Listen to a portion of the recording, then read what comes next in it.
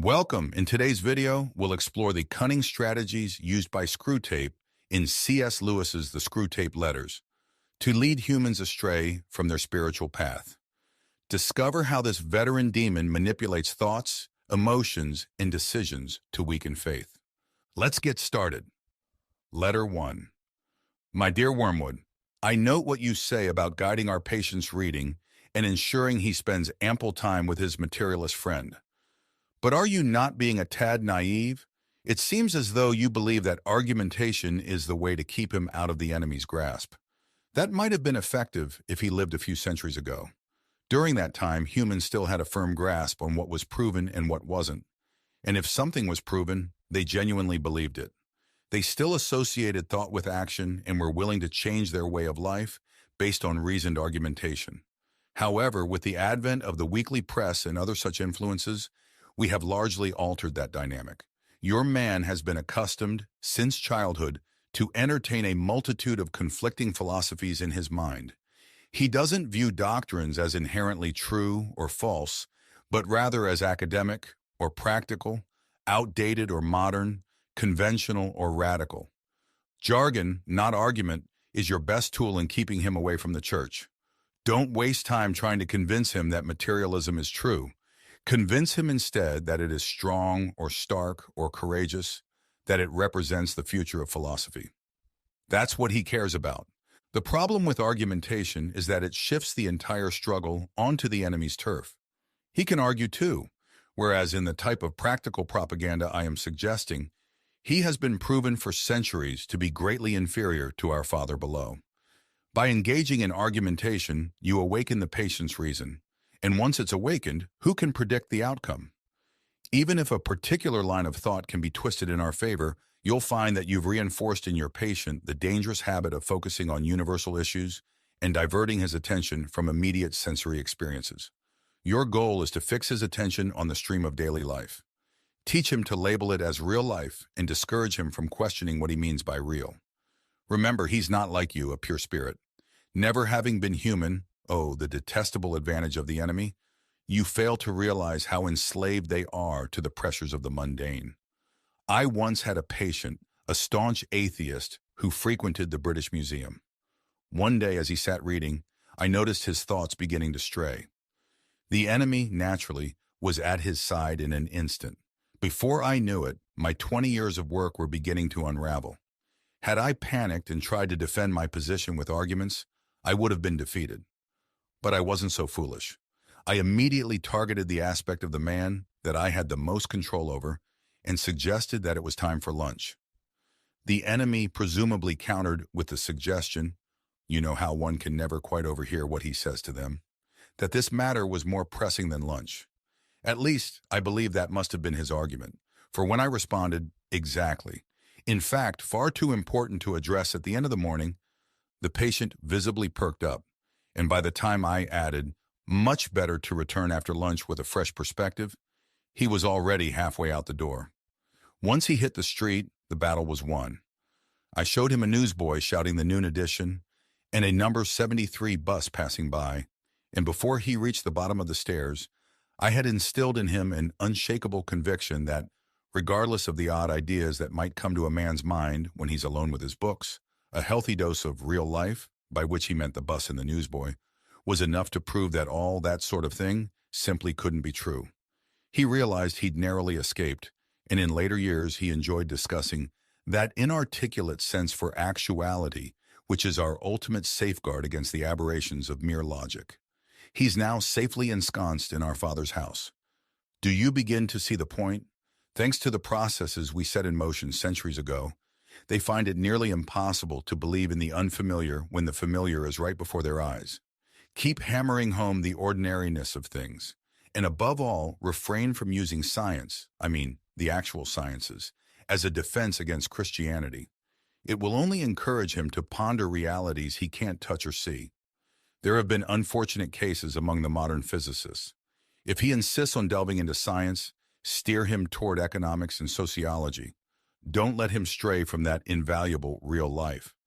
But the most effective approach is to prevent him from reading any science at all, and instead give him the impression that he's already familiar with it all, and that everything he's picked up from casual conversation and reading is the result of modern investigation. Remember, your task is to confuse him. Judging by the way some of you young fiends talk, one might think our job was to educate. The first letter in C.S. Lewis's discussion begins with the advice for the patient to spend time with a materialist friend, setting the stage for an exploration of materialism's challenges to Christian beliefs. This initial suggestion underpins Lewis's broader critique of modern cultural challenges to Christianity, emphasizing the foundational role of materialism in his arguments. He uses his subsequent works to illustrate various aspects of materialism's limitations and dangers. In Miracles, Lewis critiques materialism's inability to provide a rational foundation for reason, highlighting its philosophical inadequacies.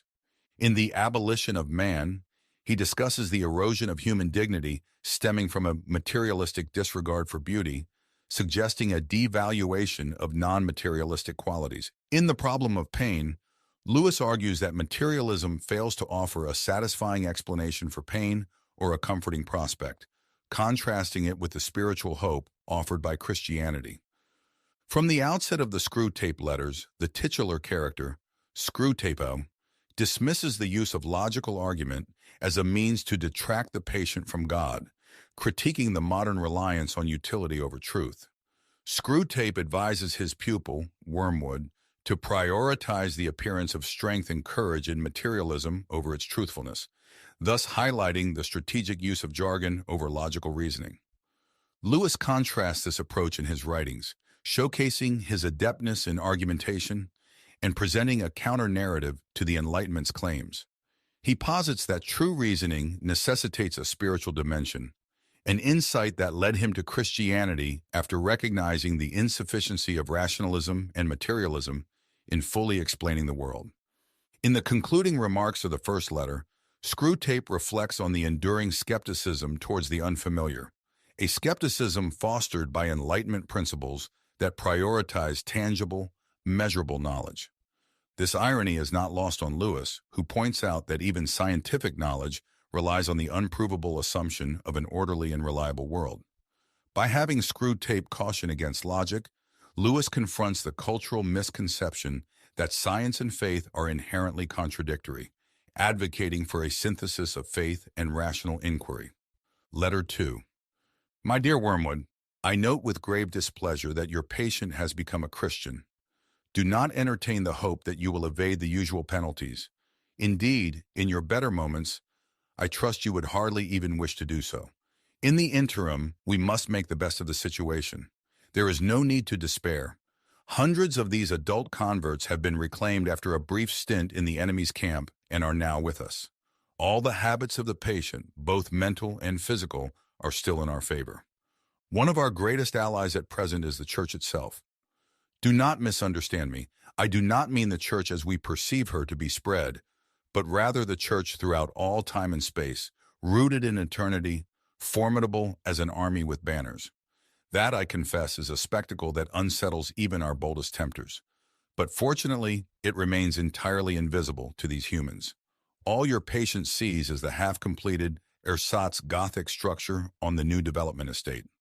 Upon entering, he encounters the local grocer, with a rather oily expression, eager to offer him one shiny little book containing a liturgy neither of them understands, and one shabby little book containing corrupted texts of numerous religious lyrics, mostly inferior and in minuscule print.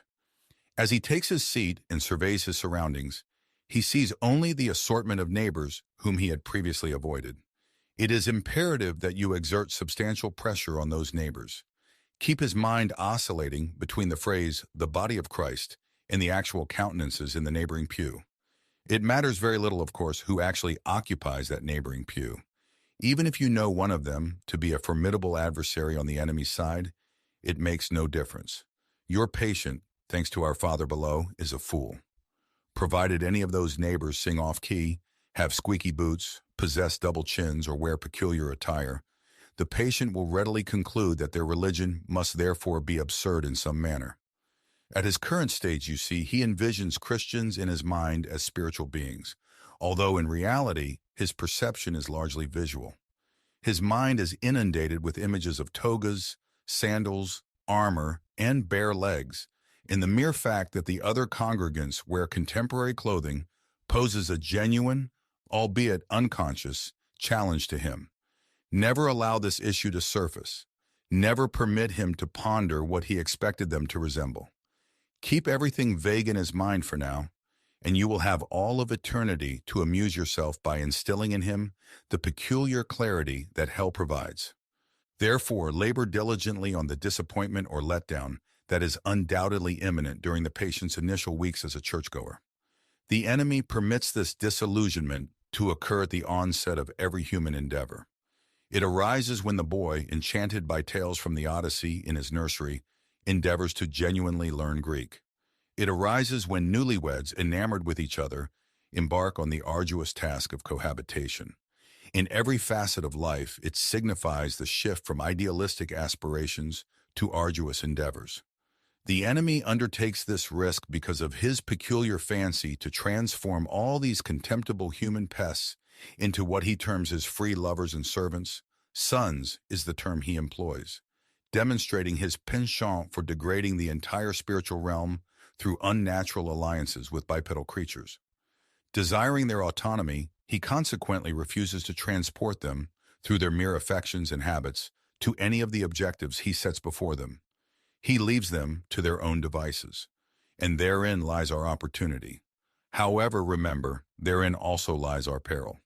If they successfully navigate this initial dry spell, they become much less susceptible to emotional manipulation and, consequently, much more resistant to temptation.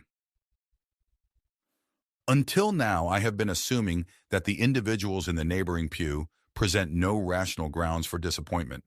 However, if they do, if the patient is aware that the woman with the absurd hat is a zealous bridge player, or that the man with the squeaky boots is a miser and extortionist, then your task becomes significantly easier. In such cases, all you need to do is prevent him from entertaining the question if I, being what I am, can consider myself in some sense a Christian. Why should the various vices of those individuals in the neighboring pew prove that their religion is mere hypocrisy and convention? You may wonder whether it is possible to prevent such an obvious thought from occurring to a human mind.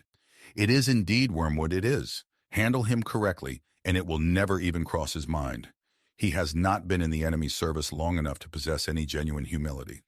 Whatever he says, even when on his knees regarding his own sinfulness, is merely parroting. Ultimately, he still believes that by allowing himself to be converted, he has accrued considerable favor in the enemy's ledger, and views attending church with these smug, ordinary neighbors as an act of great humility and condescension. Maintain him in this state of mind for as long as possible. In the second letter of C.S. Lewis's The Screwtape Letters, the narrative progresses as the patient, previously at risk of converting to Christianity, has now embraced the faith. Screwtape, however, remains undeterred, reminding his fellow demons that many adult converts return to their old ways after a brief stint with Christianity. There is no need to despair. Hundreds of these adult converts have been reclaimed after a brief sojourn in the enemy's camp and are now with us.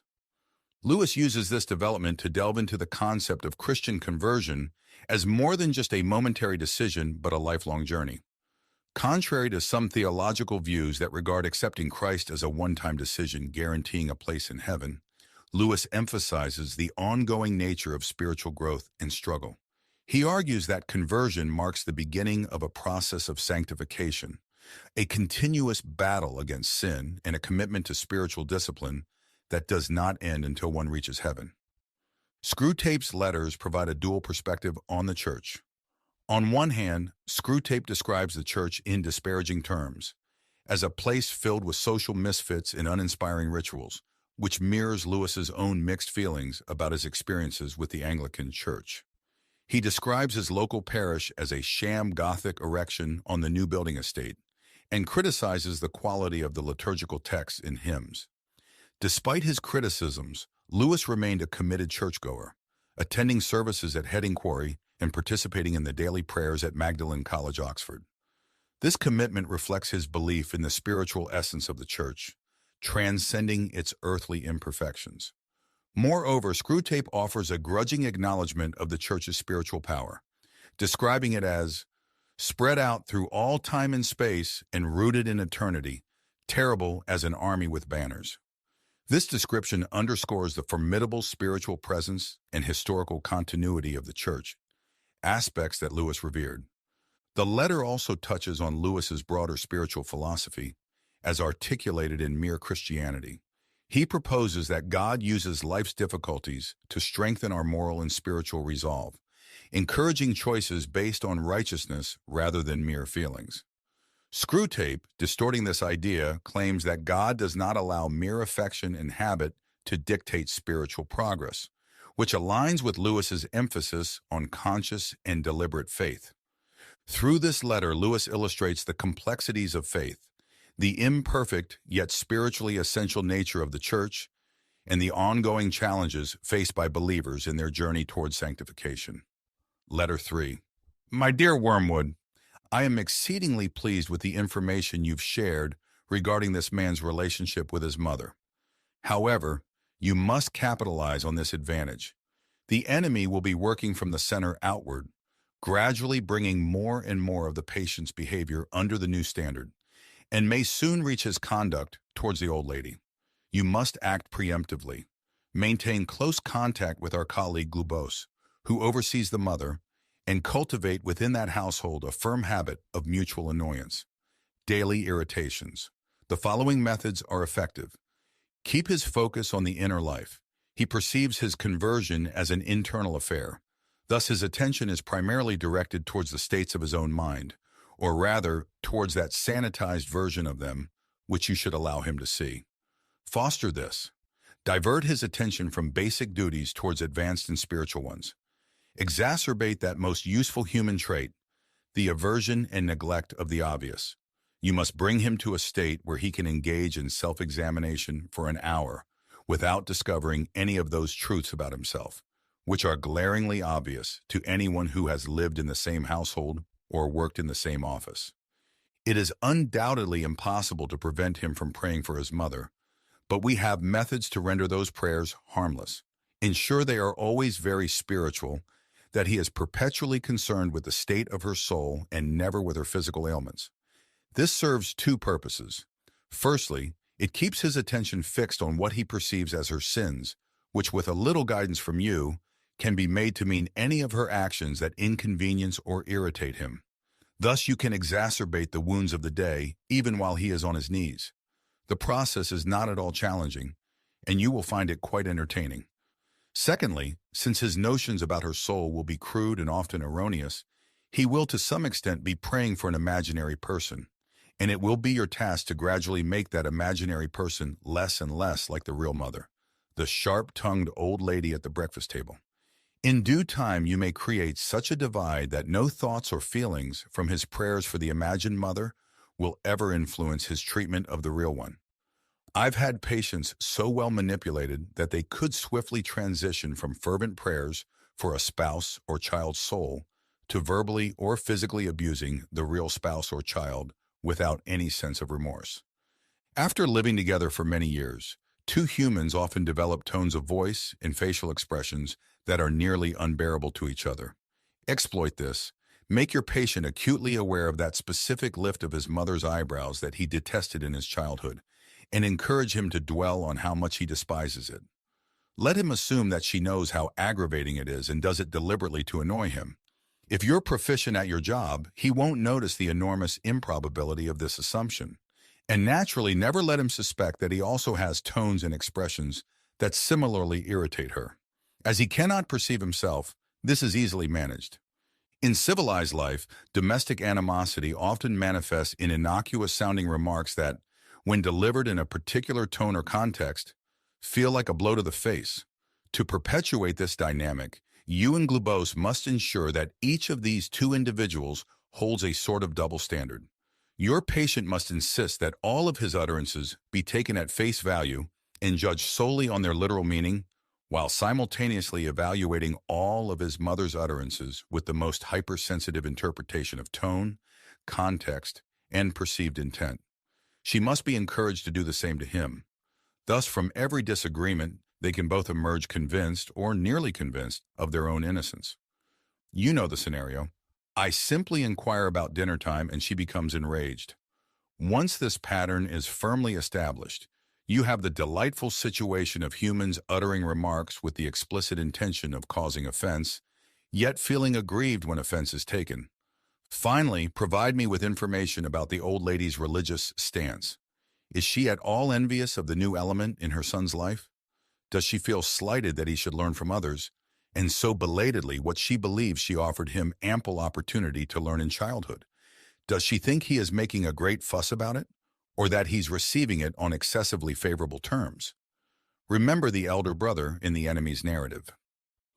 In the third letter of the Screwtape Letters, C.S. Lewis delves into the subtleties of sin within the context of personal and domestic life, revealing how everyday interactions and internal attitudes can become arenas for spiritual conflict.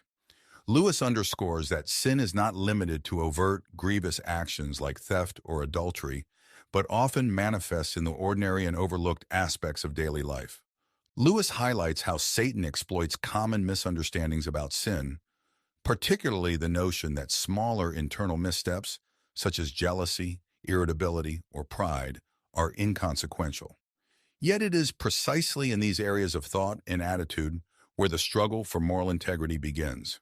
Screwtape, the experienced tempter, would likely encourage such underestimation of sin to foster complacency and hypocrisy. A significant aspect of this letter involves our interactions with those closest to us.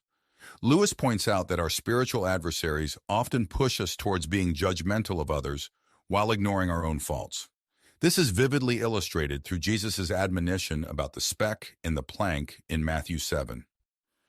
3:5, where the hypocrisy of focusing on others' minor issues while ignoring one's significant shortcomings is condemned. Lewis uses this biblical passage to remind readers that true spiritual clarity comes from self-reflection and correction before critiquing others. Reflecting on his personal experiences, Lewis shares a poignant example from his own life.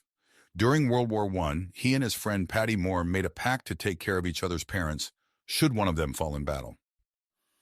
After Patty's death, Lewis fulfilled this promise by caring for Mrs. Moore for over 30 years. This act of long-term commitment demonstrates Lewis's application of Christian principles in his personal life, even when faced with challenges such as Mrs. Moore's disapproval of his church attendance post-conversion. This disapproval added another layer to his domestic trials, illustrating the ongoing nature of spiritual tests within personal relationships. Through this letter, Lewis effectively conveys that the spiritual journey involves continual vigilance against both overt and subtle temptations, particularly within the intimate spheres of domestic life and personal thoughts. Letter 4. My dear Wormwood, the amateurish suggestions in your recent letter signal to me that it is high time for me to address the painful subject of prayer fully. You might have refrained from remarking that my advice regarding his prayers for his mother proved singularly unfortunate. Such comments are not fitting for a nephew to write to his uncle, nor for a junior tempter to the undersecretary of a department. Additionally, it displays an unpleasant inclination to shift responsibility. You must learn to bear the consequences of your own mistakes. The most effective approach, where possible, is to deter the patient from engaging in earnest prayer altogether. When dealing with an adult recently reconverted to the enemy's faction, as in your case, it is best accomplished by encouraging him to recall, or believe he recalls, the mechanical nature of his prayers in childhood.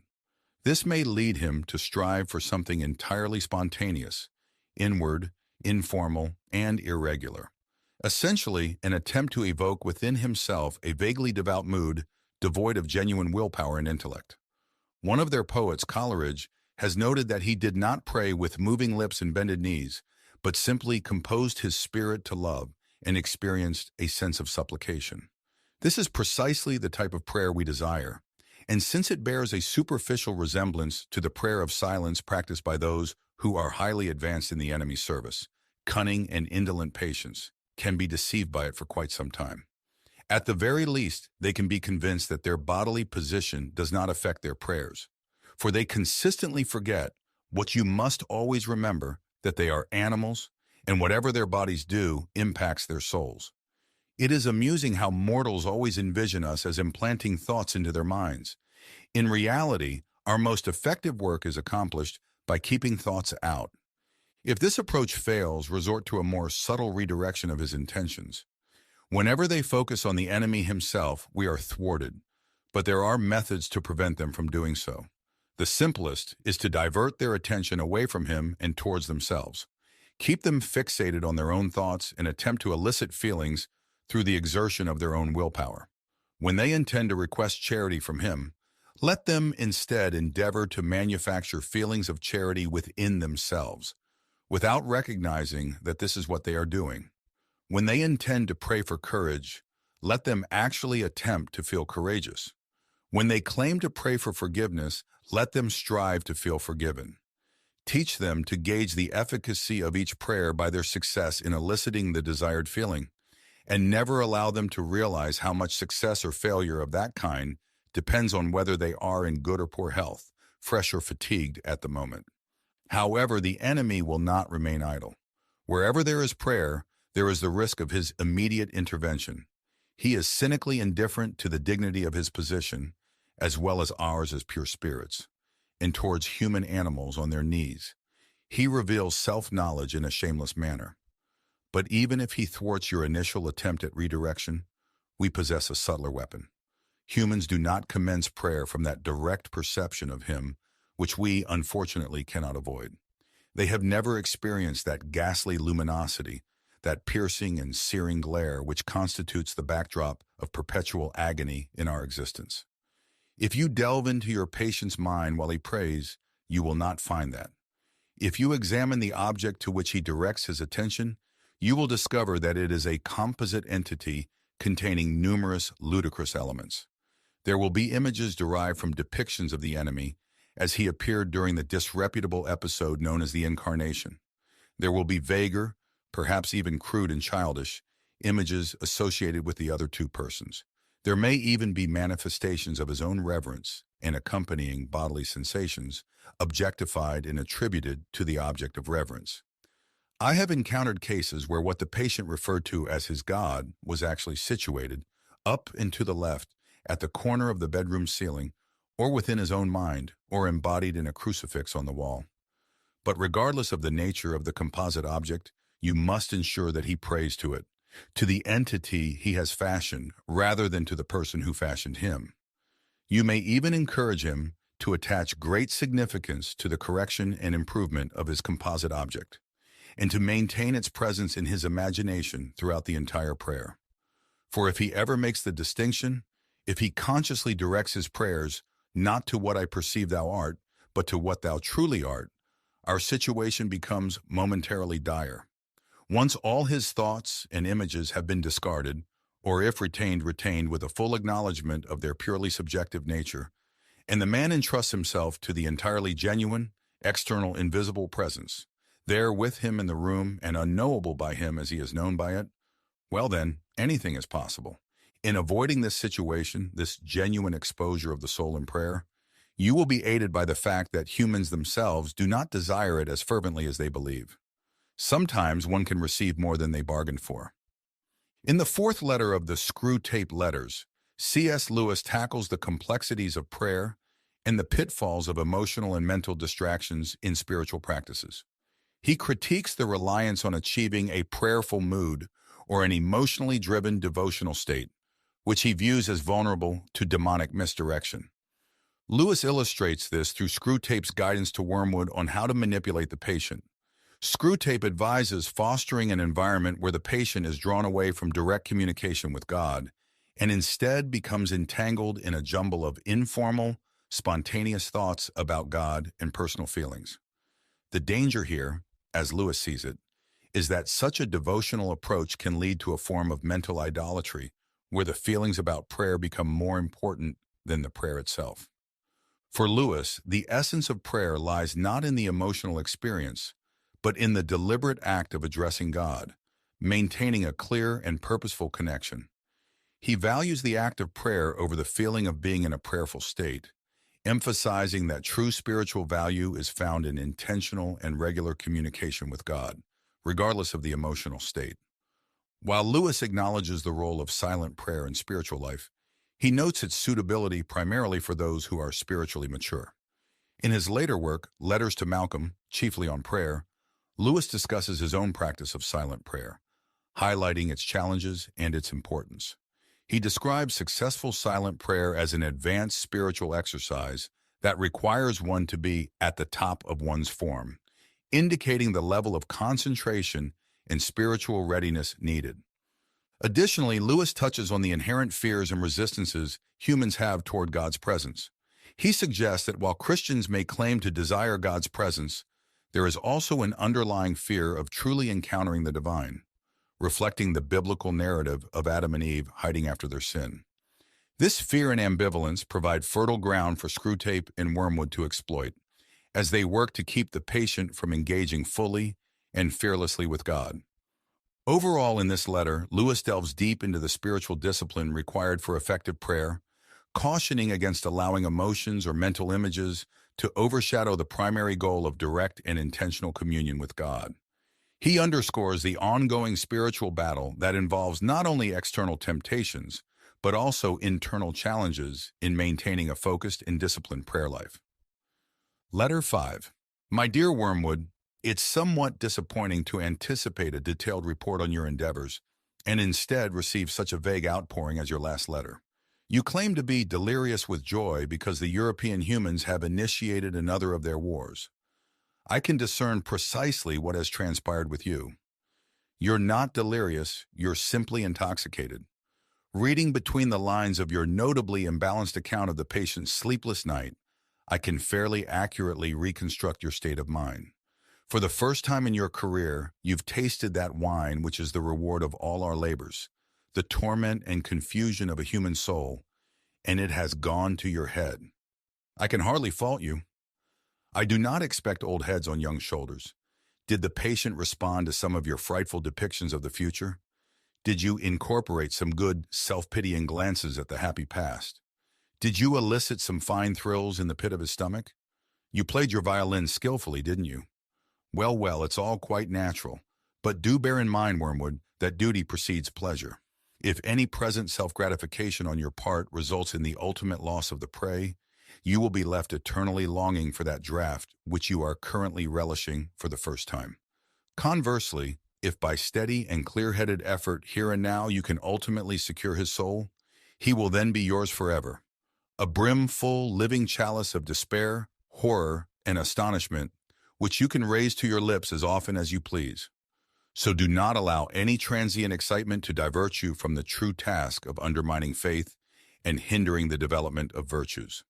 Without fail, provide me in your next letter with a comprehensive account of the patient's reactions to the war, so that we may determine whether you are likely to do more good by making him an extreme patriot or an ardent pacifist. There are myriad possibilities. In the meantime, I must caution you not to expect too much from a war. Of course, a war is diverting. The immediate fear and suffering of the humans provide a legitimate and delightful diversion for our countless toiling workers. But what enduring benefit does it confer upon us unless we exploit it to bring souls to our Father below?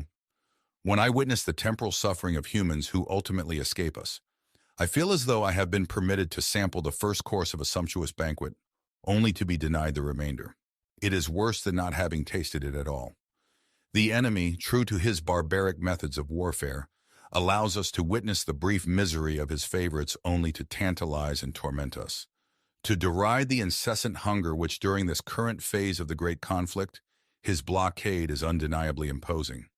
Therefore, let us contemplate how to utilize rather than how to enjoy this European war. For it possesses certain inherent tendencies which are, in themselves, by no means favorable to us. We may anticipate a considerable amount of cruelty and unchastity, but if we are not cautious, we may observe thousands turning to the enemy in this tribulation, while tens of thousands who do not go so far as that will nonetheless have their attention diverted from themselves to values and causes which they perceive to be higher than the self. I am aware that the enemy disapproves of many of these causes, but therein lies his unfairness. He frequently claims as prizes humans who have sacrificed their lives for causes he deems unworthy, on the monstrously fallacious grounds that the humans regarded them as virtuous and were following the best they knew.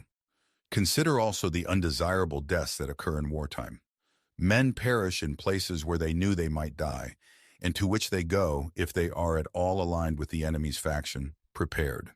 How much more advantageous for us if all humans expired in costly nursing homes, amidst doctors who lie, nurses who lie, friends who lie, as we have trained them, promising life to the dying, encouraging the belief that illness excuses every indulgence, and even if our workers perform their duties proficiently, withholding all suggestion of a priest, lest it should reveal to the sick man his true condition. And how detrimental for us is the perpetual recollection of death which war imposes. One of our most effective weapons, contented worldliness, is rendered impotent. In wartime, not even a human can entertain the delusion that he will live forever. I am aware that Screwtape and others have perceived in wars a significant opportunity for assaults on faith, but I believe that perspective was overstated. The enemy's human adherents have all been explicitly informed by him that suffering is an essential component of what he terms redemption. Thus, a faith which is shattered by a war or a pestilence cannot genuinely have been worth the trouble of shattering. I am presently referring to diffuse suffering over an extended period, such as the war will engender. Naturally, in moments of terror, bereavement, or physical agony, you may catch your man when his reason is temporarily suspended. Yet even then, if he appeals to enemy headquarters, I have discovered that the post is nearly always defended. In the 5th letter of the Screwtape Letters, C.S. Lewis confronts the topic of death, providing a sinister perspective on the preferred circumstances of dying from the viewpoint of demons. Screwtape, the senior demon advising his nephew Wormwood, expresses a preference for human deaths that occur in settings like nursing homes, where deceit and denial about the reality of death can be cultivated and exploited.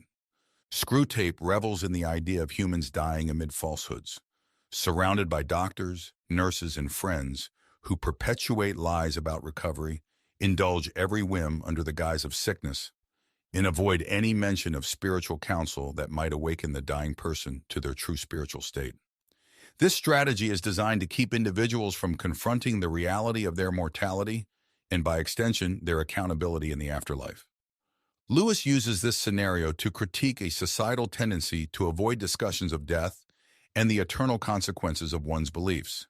He contrasts the quiet, deceptive comfort of a nursing home death with the brutal immediacy of wartime fatalities. In war, individuals often face their mortality directly and may be more open to spiritual reflection and preparation, conditions that Screwtape deems undesirable. Reflecting on his own experiences as a veteran of the First World War and writing during the ongoing conflict of the Second World War, Lewis understood the stark confrontations with death that combatants face. He argues that, despite its horrors, war exposes the unavoidable reality of human mortality, which can lead to deeper spiritual awareness and preparation. This idea resonates with the biblical injunction from Psalm 90:12, which calls on people to number our days that we may gain a heart of wisdom. Lewis suggests that by acknowledging the inevitability of death, individuals can live more purposefully and wisely. The letter also touches on personal experiences with death in a more contemporary setting, like hospices, where discussions about faith and eternity can be contentious and unwelcome. Lewis uses these observations to underscore the importance of facing death with a clear understanding of one's beliefs and the consequences they carry into the afterlife. Overall, Letter 5 of the Screwtape Letters challenges readers to reconsider societal attitudes towards death, encouraging a more open acknowledgement of mortality as a means to spiritual depth and readiness. Letter 6. I am delighted to hear that your patient's age and profession make it possible, but by no means certain, that he will be called up for military service. We want him to be in the maximum uncertainty so that his mind will be filled with contradictory pictures of the future, every one of which arouses hope or fear. There is nothing like suspense and anxiety for barricading a human's mind against the enemy. He wants men to be concerned with what they do. Our business is to keep them thinking about what will happen to them.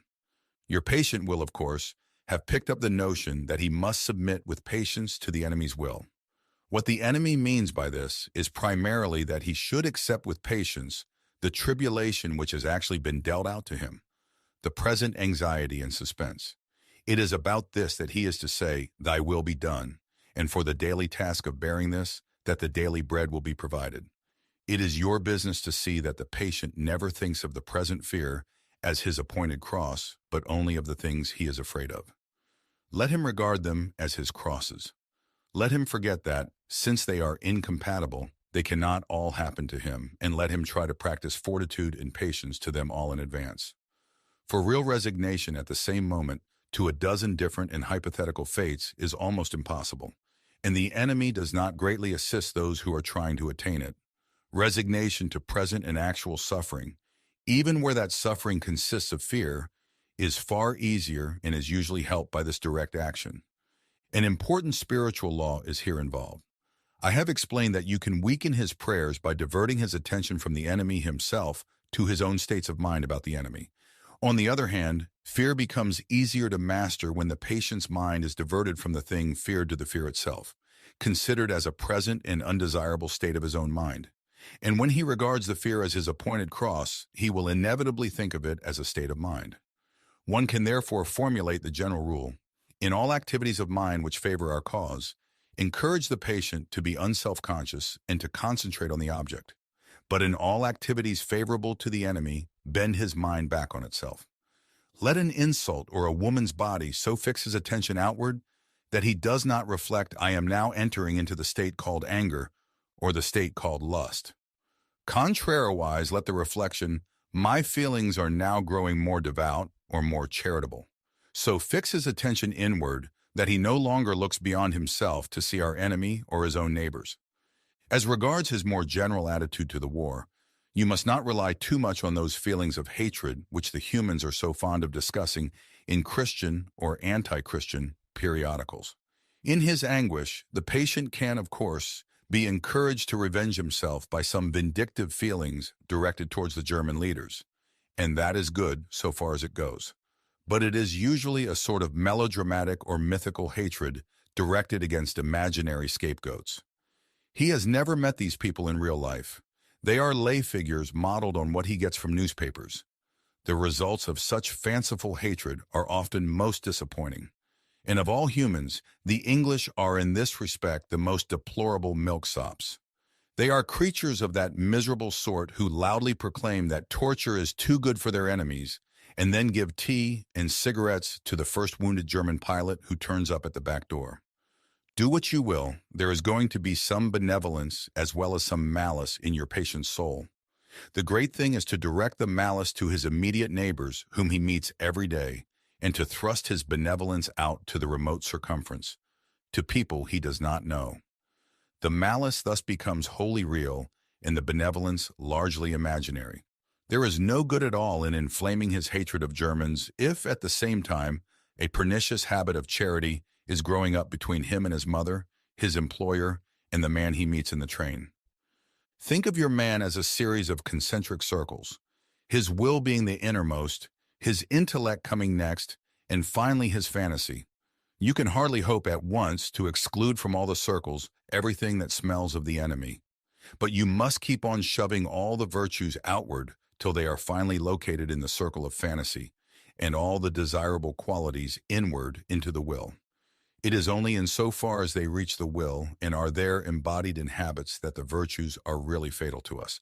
I don't, of course, mean what the patient mistakes for his will, the conscious fume and fret of resolutions and clenched teeth, but the real center, what the enemy calls the heart. All sorts of virtues painted in the fantasy or approved by the intellect, or even in some measure, loved and admired, will not keep a man from our Father's house. Indeed, they may make him more amusing when he gets there. In letter 6 of the Screwtape Letters, C.S. Lewis continues to dissect the complex interplay between a person's will, intellect, and imagination, framing these aspects as concentric circles of being.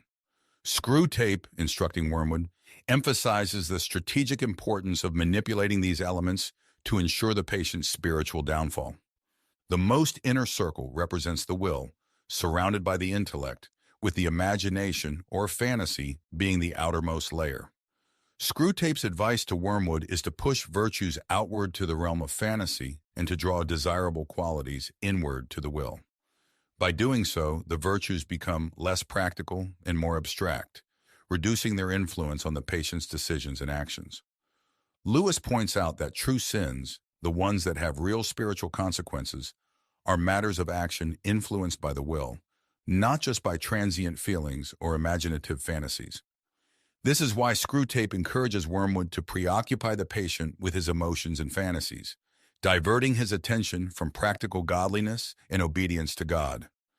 An important aspect of this letter is the distinction Screwtape makes about the virtues reaching the will and becoming habits.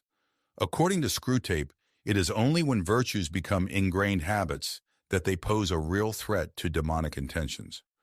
Lewis uses this demonic perspective to highlight the importance of habitual godliness and obedience in the present moment, as encapsulated in the notion of saying, "Thy will be done," in response to current trials.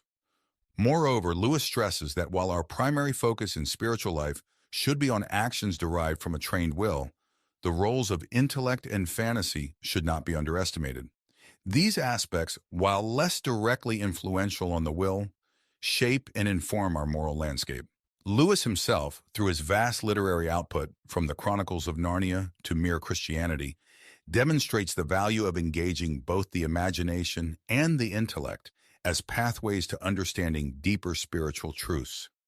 This letter thus serves not only as a tactical guide for Wormwood, but also as a reflection on the holistic nature of human experience, where imagination, intellect, and will interact in complex ways to shape our spiritual lives. Lewis underscores the need for vigilance and discipline across all these dimensions to safeguard against spiritual manipulation and to cultivate a life of enduring virtue and obedience to God. Letter 7. My dear Wormwood, I wonder why you should ask me whether it is essential to keep the patient in ignorance of your own existence. That question, at least for the present phase of the struggle, has been answered for us by the High Command. Our policy, for the moment, is to conceal ourselves. Of course, this has not always been the case. We are really faced with a cruel dilemma. When humans disbelieve in our existence, we lose all the pleasing results of direct terrorism and we make no magicians. On the other hand, when they believe in us, we cannot make them materialists and skeptics. At least, not yet. I have great hopes that we shall learn in due time how to emotionalize and mythologize their science to such an extent that what is, in effect, belief in us, though not under that name, will creep in while the human mind remains closed to belief in the enemy. The life force, the worship of sex, and some aspects of psychoanalysis may here prove useful. If once we can produce our perfect work, the materialist magician, the man not using but veritably worshiping what he vaguely calls forces while denying the existence of spirits, then the end of the war will be in sight. But in the meantime, we must obey our orders. I do not think you will have much difficulty in keeping the patient in the dark. The fact that devils are predominantly comic figures in the modern imagination will help you. If any faint suspicion of your existence begins to arise in his mind, suggest to him a picture of something in red tights and persuade him that since he cannot believe in that, it is an old textbook method of confusing them, he therefore cannot believe in you. I had not forgotten my promise to consider whether we should make the patient an extreme patriot or an extreme pacifist. All extremes, except extreme devotion to the enemy, are to be encouraged. Not always, of course, but at this period. Some ages are lukewarm and complacent, and then it is our business to soothe them yet faster asleep. Other ages, of which the present is one, are unbalanced and prone to faction, and it is our business to inflame them. Any small coterie, bound together by some interest which other men dislike or ignore, tends to develop inside itself a hothouse mutual admiration, and towards the outer world, a great deal of pride and hatred which is entertained without shame, because the cause is its sponsor and it is thought to be impersonal. Even when the little group exists originally for the enemy's own purposes, this remains true. We want the church to be small, not only that fewer men may know the enemy, but also that those who do may acquire the uneasy intensity and the defensive self-righteousness of a secret society or a clique. The church herself is, of course, heavily defended, and we have never yet quite succeeded in giving her all the characteristics of a faction. But subordinate factions within her have often produced admirable results, from the parties of Paul and of Apollos at Corinth down to the high and low parties in the Church of England. If your patient can be induced to become a conscientious objector, he will automatically find himself one of a small, vocal, organized, unpopular society, and the effects of this on one so new to Christianity will almost certainly be good. But only almost certainly. Has he had serious doubts about the lawfulness serving in a just war before this present war of serving began? Is he a man of great physical courage, so great that he will have no half-conscious misgivings about the real motives of his pacifism? Can he, when nearest to honesty, no human is ever very near, feel fully convinced that he is actuated wholly by the desire to obey the enemy? If he is that sort of man, his pacifism will probably not do us much good, and the enemy will probably protect him from the usual consequences of belonging to a sect. Your best plan in that case would be to attempt a sudden, confused, emotional crisis from which he might emerge as an uneasy convert to patriotism. Such things can often be managed. But if he is the man I take him to be, try pacifism. Whichever he adopts, your main task will be the same. Let him begin by treating the patriotism or the pacifism as a part of his religion. Then let him, under the influence of partisan spirit, come to regard it as the most important part. Then quietly and gradually nurse him onto the stage at which the religion becomes merely part of the cause, in which Christianity is valued chiefly because of the excellent arguments it can produce in favor of the British war effort or of pacifism. The attitude which you want to guard against is that in which temporal affairs are treated primarily as material for obedience. Once you have made the world an end, in faith a means, you have almost won your man, and it makes very little difference what kind of worldly end he is pursuing. Provided that meetings, pamphlets, policies, movements, causes, and crusades matter more to him than prayers and sacraments and charity, he is ours. And the more religious, on those terms, the more securely ours. I could show you a pretty cageful down here. Letter 7 addresses two main issues: whether demons ought to make their existence known, and the dangerous, diabolical temptation to make Christianity a means in service to a cause. Screwtape says that the presence of Satan and demons was common knowledge in ages past. That is, among many cultures throughout much of human history. In the modern age, somewhere around the time of the Enlightenment, the diabolical realm chose to go incognito as a result of naturalism, rationalism, and materialism. Screwtape prefers the modern denial of a spiritual realm because it creates a materialistic worldview and allows for the complete dismissal of God, heaven, hell, angels, and demons. Remember, in much of his writing, Lewis is eager to point to the destructive power of materialism. In this letter, for example, he has Screwtape envision what might be called an advanced materialistic option. The materialist magician, the man not using but veritably worshiping what he vaguely calls forces while denying the existence of spirits. In addition to obscuring the spiritual and accentuating the material, a favorite diabolical strategy is to turn Christianity into a means to some end other than God. The subject under discussion in this letter is patriotism during World War II and whether the patient should be encouraged to be a patriot or a pacifist. Whichever he adopts, your main task will be the same. Let him begin by treating the patriotism or the pacifism as a part of his religion. Then let him, under the influence of partisan spirit, come to regard it as the most important part. Then quietly and gradually nurse him onto the stage at which the religion becomes merely part of the cause, in which Christianity is valued chiefly because of the excellent arguments it can produce in favor of the British war effort or of pacifism. The contemporary version of this strategy reveals itself in the discussion of the current moral temperature of the United States. The argument goes that the use of drugs, the decline of the family, the rise of crime, etc., means that what we really need is a spiritual revival, which is true. And here is the diabolical nature of the argument. The true goal and end of a revival, the surrender to the lordship of Christ and participation in the community of Christ, is subverted into a desire to make America a good place in which to live. It is indisputable that the fruit of conversion produces good citizens and a good society. However, good citizens and a good society are never the goals of conversion. When that happens, a heavenly spiritual goal becomes merely a means of attaining an earthly social goal.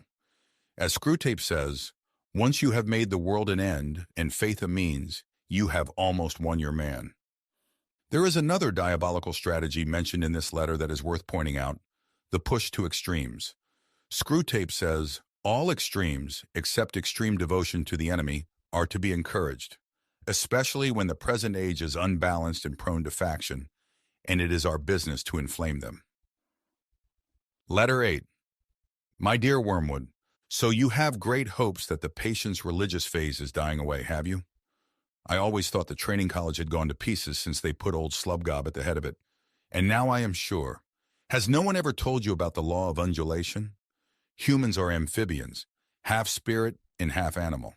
The enemy's determination to produce such a revolting hybrid was one of the things that determined our Father to withdraw his support from him. As spirits, they belong to the eternal world, but as animals, they inhabit time. This means that while their spirit can be directed to an eternal object, their bodies, passions, and imaginations are in continual change, for to be in time means to change. Their nearest approach to constancy, therefore, is undulation, the repeated return to a level from which they repeatedly fall back, a series of troughs and peaks. If you had watched your patient carefully, you would have seen this undulation in every department of his life. His interest in his work, his affection for his friends, his physical appetites all go up and down. As long as he lives on earth, periods of emotional and bodily richness and liveliness will alternate with periods of numbness and poverty. The dryness and dullness through which your patient is now going are not, as you fondly suppose, your workmanship. They are merely a natural phenomenon which will do us no good unless you make good use of it. To decide what the best use of it is, you must ask what use the enemy wants to make of it, and then do the opposite. Now, it may surprise you to learn that in his efforts to get permanent possession of a soul, he relies on the troughs even more than on the peaks. Some of his special favorites have gone through longer and deeper troughs than anyone else. The reason is this. To us, a human is primarily good. Our aim is the absorption of its will into ours, the increase of our own area of selfhood at its expense. But the obedience which the enemy demands of men is quite a different thing. One must face the fact that all the talk about his love for men and his service being perfect freedom is not, as one would gladly believe, mere propaganda, but an appalling truth. He really does want to fill the universe with a lot of loathsome little replicas of himself, creatures whose life, on its miniature scale, will be qualitatively like his own. Not because he has absorbed them, but because their wills freely conform to his. We want cattle who can finally become food. He wants servants who can finally become sons. We want to suck in. He wants to give out. We are empty and would be filled. He is full and flows over. Our war aim is a world in which our Father below has drawn all other beings into himself.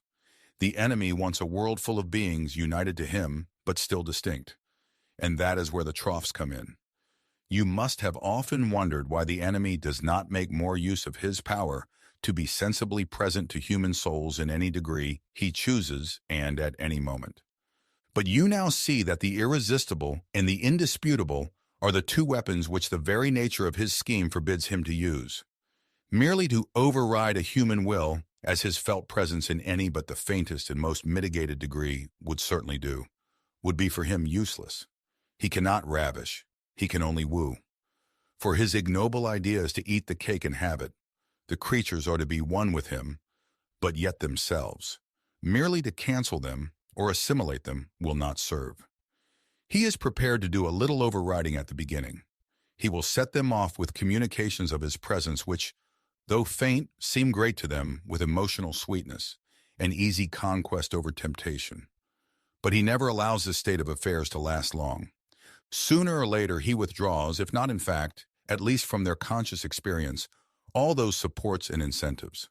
He leaves the creature to stand up on its own legs, to carry out from the will alone duties which have lost all relish. It is during such trough periods, much more than during the peak periods, that it is growing into the sort of creature he wants it to be. Hence the prayers offered in the state of dryness are those which please him best. We can drag our patients along by continual tempting because we design them only for the table, and the more their will is interfered with, the better. He cannot tempt to virtue as we do to vice. He wants them to learn to walk and must therefore take away his hand. And if only the will to walk is really there, he is pleased even with their stumbles. Do not be deceived, Wormwood.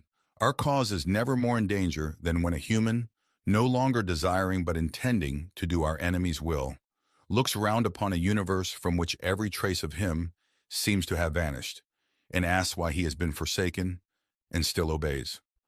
But of course, the troughs afford opportunities to our side also. Next week, I will give you some hints on how to exploit them. In Letter 7, Screwtape encourages thinking in extremes for Wormwood's patient. In Letter 8, he encourages taking advantage of the ups and downs in life. Everyone notices in the course of their spiritual journey that there are emotional phases that vary greatly from one another. One well-known phase is the honeymoon that often follows a teenage or even adult conversion. The sense of release, forgiveness, in the presence of God feels almost intoxicating. Eventually, though, the honeymoon phase gives way to something else, sometimes called the desert phase, one in which there is no sense of the presence of God at all, and the Christian life becomes monotonous. After Mother Teresa of Calcutta died, her personal diary revealed that she had experienced years of such dryness. Lewis is frequently thought of as a great apologist, clearly explaining and defending Christianity. He was also a great spiritual guide. He received thousands of letters from people asking for his advice on how to live the Christian life. He made a commitment to answer every single letter, spending an hour or two each day corresponding with people he had never met, but who had read something he had written and who were looking for spiritual insight and encouragement. Those letters have been compiled and published in books such as Letters to an American Lady, C.S. Lewis, Letters to Children, and Yours, Jack. In Letter 8, Lewis, through Screwtape, provides wonderful spiritual guidance for living the normal, mature Christian life. It is normal to experience ups and downs. This is due to what Lewis has Screwtape called the law of undulation. If you had watched your patient carefully, you would have seen this undulation in every department of his life. His interest in his work, his affection for his friends, his physical appetites all go up and down. As long as he lives on earth, periods of emotional and bodily richness and liveliness will alternate with periods of numbness and poverty.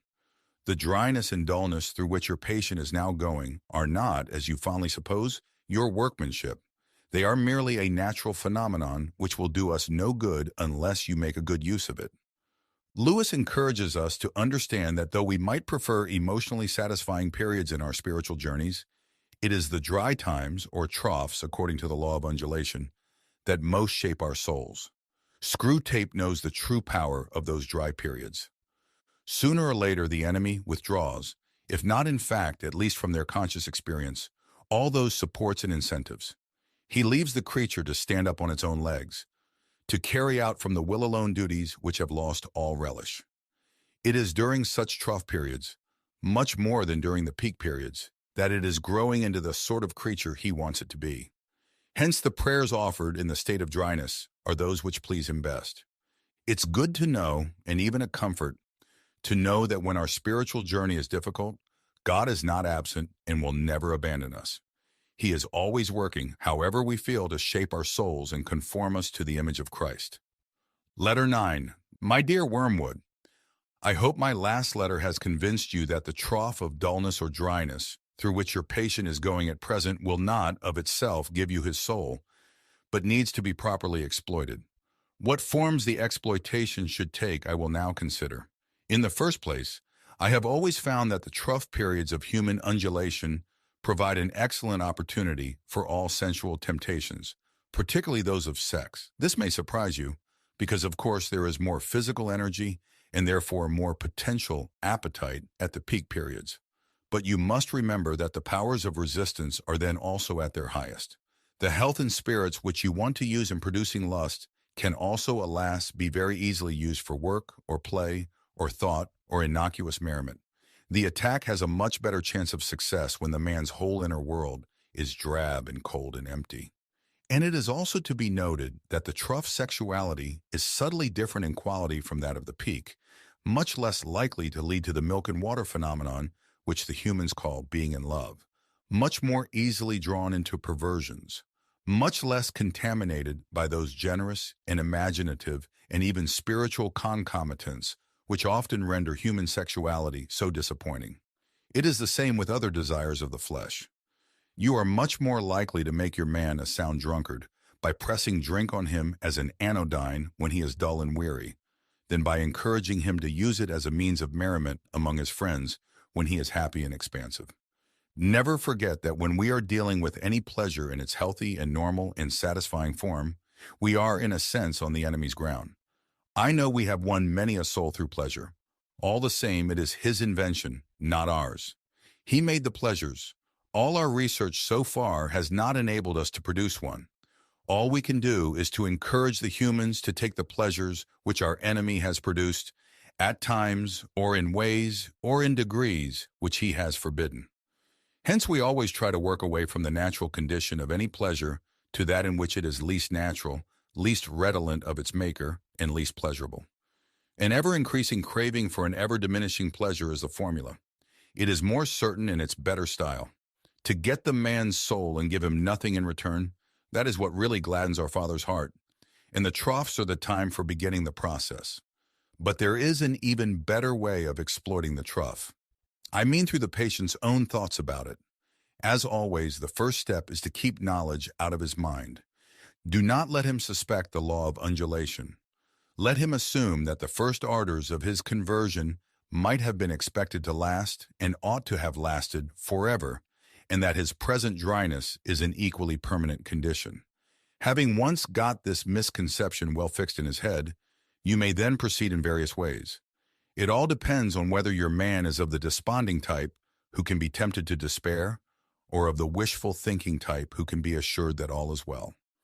The former type is getting rare among the humans. If your patient should happen to belong to it, everything is easy. You have only got to keep him out of the way of experienced Christians, an easy task nowadays, to direct his attention to the appropriate passages in Scripture, and then to set him to work on the desperate design of recovering his old feelings by sheer willpower, and the game is ours. If he is of the more hopeful type, your job is to make him acquiesce in the present low temperature of his spirit and gradually become content with it, persuading himself that it is not so low after all. In a week or two, you will be making him doubt whether the first days of his Christianity were not perhaps a little excessive. Talk to him about moderation in all things. If you can once get him to the point of thinking that religion is all very well up to a point, you can feel quite happy about his soul. A moderated religion is as good for us as no religion at all, and more amusing. Another possibility is that of direct attack on his faith. When you have caused him to assume that the trough is permanent, can you not persuade him that his religious phase is just going to die away, like all his previous phases? Of course, there is no conceivable way of getting by reason from the proposition, I am losing interest in this, to the proposition, this is false. But as I said before, it is jargon, not reason, you must rely on. The mere word phase will very likely do the trick. I assume that the creature has been through several of them before. They all have, and that he always feels superior and patronizing to the ones he has emerged from, not because he has really criticized them, but simply because they are in the past. You keep him well fed on hazy ideas of progress and development and the historical point of view, I trust, and give him lots of modern biographies to read. The people in them are always emerging from phases, aren't they? You see the idea? Keep his mind off the plain antithesis between true and false. Nice shadowy expressions. It was a phase, I've been through all that. And don't forget the blessed word adolescent.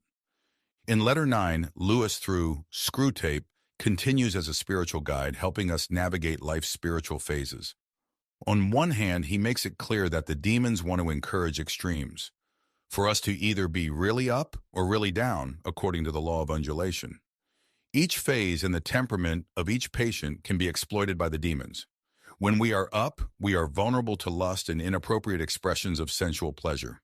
When we are down, we are in danger of discouragement and even giving up on the faith. However, the attack has a much better chance of success when the man's whole inner world is drab and cold and empty. On the other hand, while extremes, from the tempter's perspective, are to be encouraged, the tempter advocates moderation as well, a very special type of moderation. Talk to him about moderation in all things. If you can once get him to the point of thinking that religion is all very well up to a point, you can feel quite happy about his soul. A moderated religion is as good for us as no religion at all, and more amusing. The demons are adept at twisting things. Life's ups and downs clearly make us targets for temptation or the loss of faith.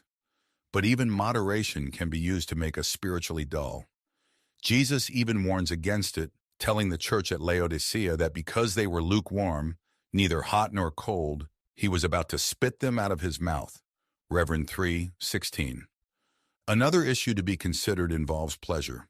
While the demons tempt us with pleasure, Wormwood must never forget that when we are dealing with any pleasure in its healthy and normal and satisfying form, we are, in a sense, on the enemy's ground.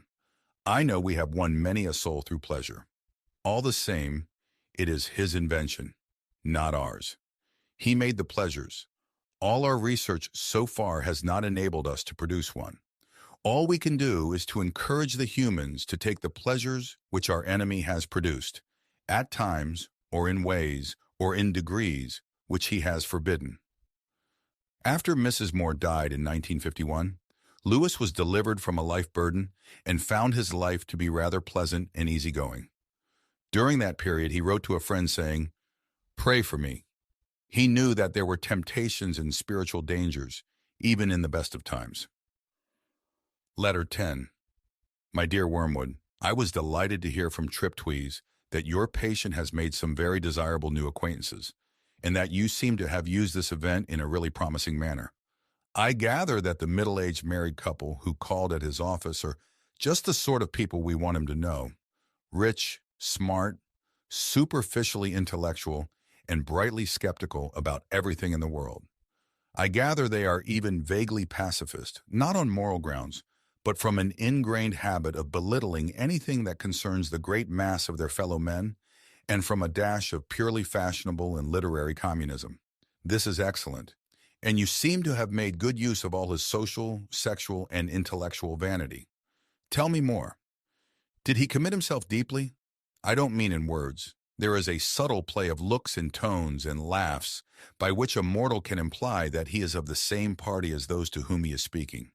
That is the kind of betrayal you should specially encourage, because the man does not fully realize it himself, and by the time he does, you will have made withdrawal difficult. No doubt he must very soon realize that his own faith is in direct opposition to the assumptions on which all the conversation of his new friends is based. I don't think that matters much, provided that you can persuade him to postpone any open acknowledgement of the fact, and this with the aid of shame, pride, modesty, and vanity will be easy to do. As long as the postponement lasts, he will be in a false position. He will be silent when he ought to speak and laugh when he ought to be silent. He will assume, at first only by his manner, but presently by his words, all sorts of cynical and skeptical attitudes, which are not really his. But if you play him well, they may become his. All mortals tend to turn into the thing they are pretending to be. This is elementary. The real question is how to prepare for the enemy's counterattack. The first thing is to delay as long as possible the moment at which he realizes this new pleasure as a temptation. Since the enemy's servants have been preaching about the world as one of the great standard temptations for 2,000 years, this might seem difficult to do. But fortunately, they have said very little about it for the last few decades. In modern Christian writings, though I see much, indeed more than I like, about Mammon, I see few of the old warnings about worldly vanities, the choice of friends, and the value of time. All that your patient would probably classify as Puritanism. And may I remark in passing that the value we have given to that word is one of the really solid triumphs of the last 100 years. By it, we rescue annually thousands of humans from temperance, chastity, and sobriety of life. Sooner or later, however, the real nature of his new friends must become clear to him, and then your tactics must depend on the patient's intelligence. If he is a big enough fool, you can get him to realize the character of the friends only while they are absent. Their presence can be made to sweep away all criticism. If this succeeds, he can be induced to live, as I have known many humans live, for quite long periods, 2 parallel lives.